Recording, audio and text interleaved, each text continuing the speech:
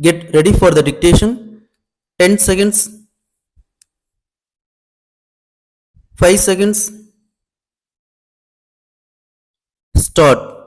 காவல்துறை ஆய்வாளர்கள் கூட்டத்தில் ஆளுநர் அவர்கள் குறிப்பிட்டதாவது: தமிழகத்தில் அண்மையில் நடைபெற்றுள்ள பல்வேறு சம்பவங்கள் நம்முடைய நெஞ்சங்களை உலுக்குகின்ற தன்மையில் நிகழ்ந்திருக்கின்றன.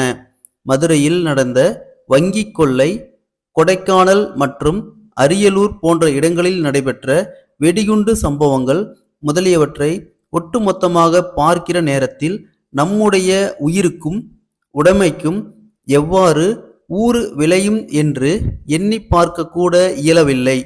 இருப்பினும் காவல்துறை சுறுசுறுப்பாக பணியாற்றி குற்றவாளிகளை கண்டுபிடித்தது பாராட்ட வேண்டியதொன்றாகும். குற்றங்கள் நடைபெற்றவுடன் அது குறித்து தகவல்களை காவல்துறையினருக்கு தெரிவிக்க வேண்டும். குற்றவாளிகளின் அங்க அடையாளங்கள், அவர்கள் பயன்படுத்திய வாகனங்கள் பற்றி தகவல்கள் தெரிந்தால் எழுதி வைத்து தெரிவிக்க வேண்டும்.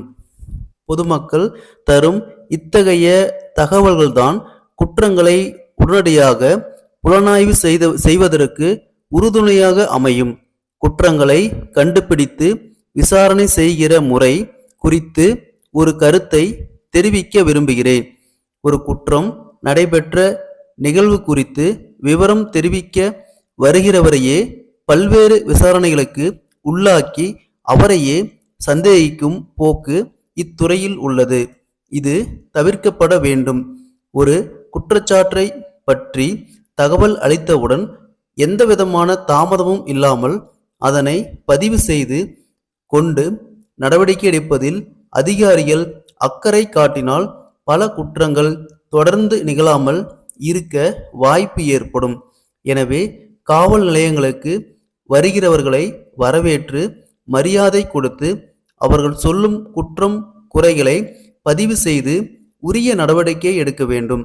அந்த முறையில் காவல்துறை அதிகாரிகள் முனைப்பாக பணியாற்ற வேண்டும். காவல்துறையில் உயர் அதிகாரிகள் சிறப்பாக பணியாற்றுகிறார்கள். ஆனால் சிறு சிறு காவல் நிலையங்களில் உள்ள அதிகாரிகளின் மனோபாவம் இதிலிருந்து மாறுபடுகிறது என்று ஒரு கருத்து நிலவுகிறது. இதனால் சாதாரண மக்கள் காவல் நிலையங்களுக்கு சென்றால் எப்படி நடத்தப்படுவார்கள், அவர்கள் குறைகள் களையப்படுமா என்கிற வினாவை என்னால் எழுப்பாமல் இருக்க முடியவில்லை. அடுத்தபடியாக நான் ஒரு முக்கியமான பிரச்சனையை உங்கள் முன் வைக்க விரும்புகிறேன். நம் மாநிலத்தில் மக்கள், குறிப்பாக இளம் வயதினர், போதை மருந்திற்கு அடிமையாகி வருவது கவலைக்குரியதாகும். கடந்த சில வருடங்களாக இப்பழக்கம் அதிகரித்துள்ளது. இந்த பிரச்சனை முன்பு மேல் நாடுகளுக்கு மட்டுமே சொந்தமானது என்று இருந்த நிலை மாறி நமது நாட்டிலும் இப்பழக்கம் வந்து விட்டதோ என்பதை எண்ணி வருந்துகிறேன். குழந்தைகளை பாசத்தோடு வளர்க்கும் குடும்ப அமைப்பில் நாம் வசித்து வருகிறோம். அதனால் பொதுமக்கள் இப்பிரச்சனையை உணர்ந்து எச்சரிக்கையாக இருக்க வேண்டும். இதனை இப்போது தடுக்காவிட்டால் காட்டு தீ போன்று நாடு முழுவதும் பரவி இளம் சமுதாயத்தையே இது அழித்துவிடும். இந்தியா போன்ற வளர்ந்து வரும் நாடுகளில் இந்த பழக்கத்தை பரவவிடக்கூடாது. போதை மருந்துகளை கண்டுபிடித்து அழிப்பதிலும் மக்கள் இப்பழக்கத்திற்கு அடிமையாவதை தடுப்பதிலும் பெரும் தொண்டாற்ற வேண்டும். இப்பழக்கத்தால் ஏற்படும் தீமைகளை திரைப்படங்கள் மூலமாக மக்களுக்கு விளக்கச் செய்யலாம். இது போன்ற நடவடிக்கைகளை மேற்கொள்ள காவல்துறை முனைந்து செயல்பட வேண்டும்.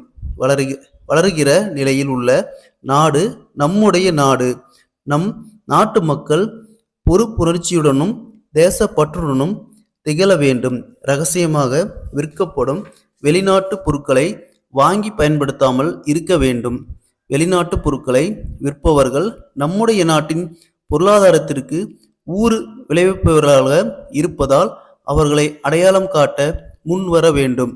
அந்த வகையில் அவர்கள் செயல்பட்டால் பல குற்றங்கள் நிகழாமல் இருக்க வாய்ப்பு உள்ளது என்பதை நான் இங்கே குறிப்பிட விரும்புகிறேன். ஸ்டாப்.